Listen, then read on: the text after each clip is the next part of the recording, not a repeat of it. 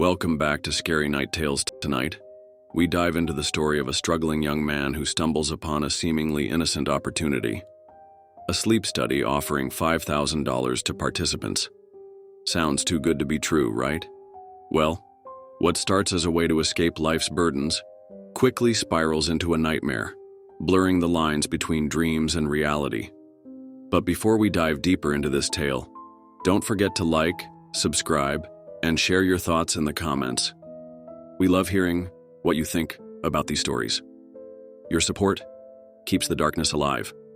Now, dim the lights. Let's begin. Participants needed for sleep study. Earn $5,000, no experience required. I was just your average guy struggling to make ends meet. The bills were piling up. My job at the convenience store barely covered the rent, and my girlfriend of 3 years had just left me for someone with a better future. I felt trapped, suffocating under the weight of my own inadequacies. So, when I was scrolling through job listings on my phone, I came across an ad that seemed too good to be true. It was from a group called Sleepy Company. They described themselves as scientists looking to run a study with psychology students for their final year university project. I stared at the ad, my mind turning. $5,000 could solve a lot of my problems. Rent, credit card debt, and even a bit left over to start fresh. Or at least try to. But there were enough horror stories online of false or malicious ads that I had to think about it. I ultimately decided that I have nothing left to lose. I was at rock bottom, so knowing I couldn't sink any further, the only direction to go was up. I clicked the link and filled out the application. If it was just a ploy to steal my details, then they'd struggle to use it as much as I did. What I didn't expect was being contacted a few days later. I received a call from a woman named Dr. Harris, who sounded professional and reassuring. She explained that the study was designed to monitor sleep patterns and improve sleep quality. It sounded harmless enough. Besides, sleep was also on my long list of current issues. So if this could help with that too, it was a bonus on top of the promised pay. I agreed to participate. The study was taking place at a facility about an hour outside the city. Dr. Harris arranged a car to pick me up and take me there. I was instructed to pack a small bag with essentials, clothes, toiletries, and my phone. Getting away from things, I hoped that this could be the beginning of something better. A detox from the depths of wallowing I was living in. God knows I needed it. When the car arrived, I was greeted by a cheerful driver who chatted with me during the drive. I felt like I had to relearn how to talk to another human, but I picked up my social skills as we went. Soon enough, I felt a social connection, something I'd been missing for a while. As we left the city behind, I felt a mix of excitement and nervousness. The driver assured me that the facility was state-of-the-art and that many people had previously participated in studies there. We arrived at a sleek modern building nestled in a secluded area surrounded by trees. It looked more like a high-end spa than a research facility, a peaceful retreat instead of a cold experimental lab that I'd imagined it would be. I was greeted by a friendly receptionist who handed me a clipboard with a consent form. As I skimmed through the legal jargon, my eyes caught phrases like informed consent, monitoring, and potential side effects or size. Despite a slight pang of anxiety, I signed the form and handed it back, figuring this was just legal mumbo-jumbo that covered their asses. I figured this was my personal risk for such a payout. Dr. Harris soon appeared, a woman in her early 40s with a calm demeanor and an air of authority. She gave me a brief tour of the facility, showing me the lounge area, the cafeteria, and finally my room. I imagined it to be a cold, sterile room with wires and monitors everywhere, a scientist with a clipboard around me at all times. But no, it was a small, comfortable living space with a single bed, a desk, and a large mirror on one wall. "We want you to feel at home, Doctor," Harris said warmly. "If you need anything, just press the button by the door. We'll start the study tonight. Until then, feel free to relax." I spent the afternoon exploring the facility and meeting the other participants. There was Lisa, a single mom trying to save money for her daughter's school fees. Kevin was a college student struggling with tuition. And then there was Mark, a recently laid-off factory worker. We all had our reasons for being here, and it was comforting to know I wasn't alone. That night, I was given a set of comfortable pajamas and hooked up to various sensors. Now it was starting to align with my perception of this study. Electrodes were attached to my temples, chest, and arms. It felt a bit intrusive, but Dr. Harris assured me it was all standard procedure and that it wouldn't affect my sleep, so I monitored it. She wished me a good night and left the room. The first night was uneventful. I had a few dreams, none of which I remembered in detail. I woke up feeling slightly disoriented but chalked it up to the new environment. The next day I met up with the others. Most of them related to what I described, and we all figured we were all adjusting to the new stimulus. However, Mark was different. He didn't seem to be taking well to things, saying how they invaded his sleep and that he felt exhausted from the study. He must have been very out of his comfort zone. A plus side was that they weren't joking when they said we'd be looked after. I ate like a king compared to my usual instant meals, and I had so much freedom compared to my dingy apartment. After a relaxing day of comfort, I was ready for the second night of sleep. However, the second night was different. I had a vivid dream of wandering through a dark forest, chased by an unseen entity. No matter how fast I ran or how erratic I made turns, it was always on my tail. Eventually, it lunged and tackled me to the ground. Dreams always feel real in the moment, and I was overcome with the fear of death. In the struggle, I turned and saw my ex's disappointed face. Before I could process this, I jolted up in a panic and back into the facility's bed. I was covered in a cold sweat, the fear coming through my body but slowly passing as I processed where I was. I couldn't piece together all the details when I woke, the experience having left my mind quickly. Dr. Harris asked me to describe the dream as best as I could, taking notes thoughtfully. I was instructed to give all the details of anything sleep-related, so I tried. She seemed intrigued by the details, even though they made little sense to me. Dreams are a natural part of the process, she explained. They can become more intense when your brain is adjusting to the monitoring equipment. I nodded, trying to shake off the lingering dread. After our meeting, it clicked what she said. They mentioned monitoring, which had nothing to do with influencing dreams. As far as I was aware, this was just supposed to study our sleep patterns. But no matter how much I tried to deny it, the dreams only grew more disturbing over the next few nights. Each night, the dreams became darker and more terrifying, more vivid, more memorable. One night, I dreamt I was buried alive, the weight of the earth pressing down on me, making it impossible to breathe. It was too dark to see anything. No light penetrated where I was. I struggled and felt the earth around me loosening. Eventually, I could turn more and more and jostled my way out. And when I looked back, it wasn't dirt, but papers with red headers. Late bills.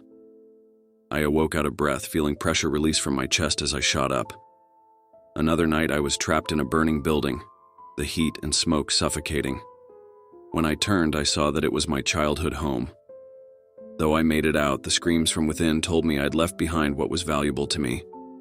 I woke up gasping for air, my heart racing. I wiped a copious amount of sweat from my forehead, and when I pushed off the bed to fetch a towel, my bed was drenched too. Throughout the day, I felt a growing sense of exhaustion.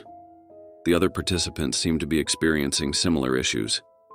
Lisa had dark circles under her eyes, Kevin looked perpetually anxious, and Mark was irritable and jumpy. We shared our experiences, finding some comfort in our shared plight. All the while, Mark raved about conspiracy as he did each day. However, with too much lining up with our experiences, he was starting to make more sense. During this time, my mind was foggy. No matter how much I slept, I would have no energy for the day. I could no longer enjoy the parts of the facility that relaxed me before. Any thoughts of doing something were overwritten by a need to stay stagnant. When I was stumbling through a hallway, I overheard Dr. Harris and another scientist talking. They were doing so in hushed tones, so I focused up the best I could and hid in place, trying to listen in. They mentioned something about phase 2 and neural manipulation.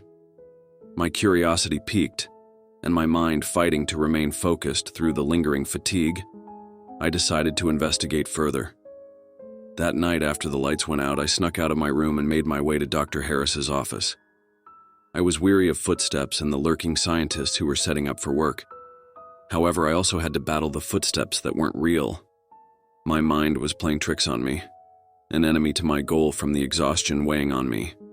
My only saving grace was knowing where the office was. It was the room behind where Dr. Harris conducted interviews. She seemed to want to work close to the sources of the information she extracted from us. Inside, I dug around through stacks of papers accumulated around the desks, details on each of the participants, myself included. Eventually, I found a stack of files labeled "Confidential," hidden away. I skimmed through them, and my heart started pounding. The jargon and sciencey words I didn't understand, but I got the gist from the parts I could. These were details about an experiment on manipulating dreams to study the effects of fear on the human brain.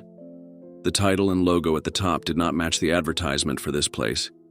Instead of Sleepy Co., it was some cryptic symbol with the company's name blotted out. I was sickened, knowing we were essentially guinea pigs in a study designed to push the boundaries of human mental endurance. My mind screamed at me in an "I told you so" way. I knew I couldn't get out just yet.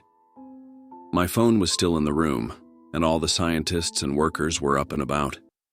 Besides, knowing this wasn't just a group of jovial scientists working for the greater good, I didn't want to try to escape unprepared. My best bet would be to leave during the day. I slipped away back to my room, and a scientist stood waiting, ready to put on the electrodes and wires. I simply laid down and allowed it. After a grace period, I slipped them off and had the most restful sleep I'd had in a while. The next morning, I was confronted by Dr. Harris. She demanded an explanation for why no data was picked up from my sleep. They were thorough on the placement and how the pads were secured, so they knew it had to have been me who tampered with them.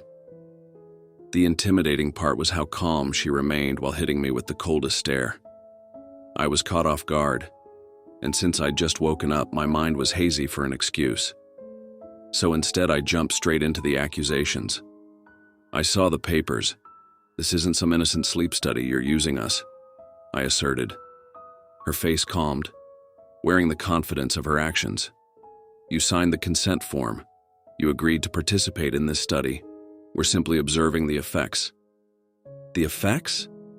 The effects you're causing. This is torture," I shouted. This seemed to sadden her slightly, which surprised me. "We're close to a breakthrough. You have no idea what's at stake here." Dr. Harris sighed.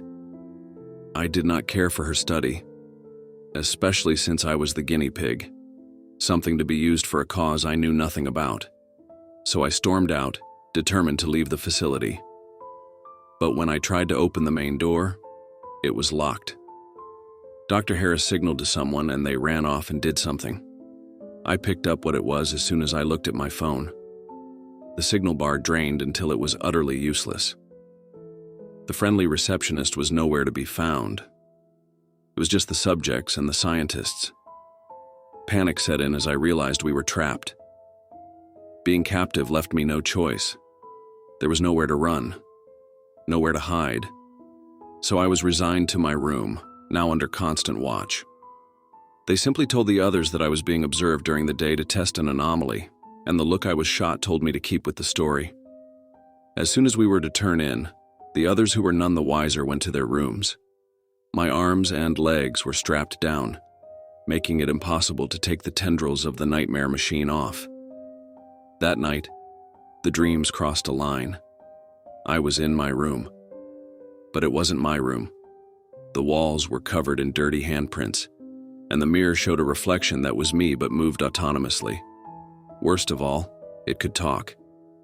Its mouth curled up into a knowing grimace and whispered my darkest fears. My insecurities, my past mistakes, all my life regrets, laid out to bare. I tried to wake up, but I couldn't. The nightmare continued, blurring the lines between dream and subconscious thought. When I woke, I struggled against my restraints. A scientist came in and undid them calmly, disregarding my struggles. I stumbled out of my room, seeking help, but the halls were empty. Looking around, the whole facility was deserted except for those working there. The other participants were gone, their rooms packed up like they weren't even there. I felt isolated. It was just me, left to the machinations of these monsters. Desperate for answers, I went to Dr. Harris's office to either confront her if she was there or find any information that could help me. But there she was, waiting for me. "Welcome," she greeted calmly. "Where is everyone?" I demanded desperately. "They've moved on. You're the last one," she replied cryptically. This felt like a mistake, so I sharply turned to run, but she pressed a button on her desk and the door slammed in my face, my nose crunching against it. It must have broken or at the very least fractured. "I think you're special, Ryan. Your brain has shown remarkable receptiveness to our machine. Your life is so meaningless that you lend well to the escapes of dreams and fantasy." I thought to attack her, at least go down swinging. But she pushed her button again, and I was rushed by too many people who had gathered on the other side. I was quickly held down, and after a sharp prick, everything went black. I awoke strapped to a chair in a sterile room, electrodes attached to my head. Dr. Harris stood nearby, monitoring a screen filled with data. This was closer to what I imagined when I first got here. There was a twist of irony in my head that at least my instincts were somewhat right. "This is the final phase," she said. "We're going to explore the deepest recesses of your mind." If what I had dreamt wasn't the deepest, dread filled me, worrying about what would surface. The machine whirred to life, and I felt a tingle of electricity coursing through my body. My vision was filled with rapid, horrific images: my parents' funeral, my girlfriend leaving me the moment I realized I was trapped here. Everything wrong in my life flashed before my eyes. The pain was unbearable, both physically and mentally, my mind fracturing under the strain. I screamed at them to stop, which only fell on deaf ears. Dr. Harris's face remained impassive. "We're almost there, Ryan. Just a little more." The pain was too much, physically and mentally. I passed out, yet I knew it was still going while I was unconscious. I could still feel it. I don't remember how long it lasted. When I finally regained consciousness, I was back in my room, the electrodes removed. My mind was a shattered mess, fragments of nightmares bleeding into reality. I stumbled to the mirror, barely recognizing the gaunt, haunted figure staring back at me. The man led me to Dr. Harris, who greeted me warmly and conducted her interview. I just mumbled along, barely answering what she asked. With a disappointed ending, she sent me off to the others. I went out, and there they were: Lisa, Kevin, and Mark. They were packed and ready to go, big grins on their faces.